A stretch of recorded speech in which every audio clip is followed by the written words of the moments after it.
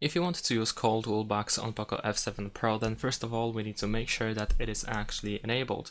So we can go to the settings, scroll down to additional settings, then over here choose floating windows, go to the site Toolbox, and over here we have our Call Toolbox. So if it's enabled, by the way, you can just disable it as well if you don't want to use it. Then we can, in a call, manage or actually find some additional options. So if you go to the call, you should be able to open the toolbox. And as you can see, we have the option to use the noise reduction as well as the interpreter, which in this case we need to turn it on first by activating it. So lots of to go through.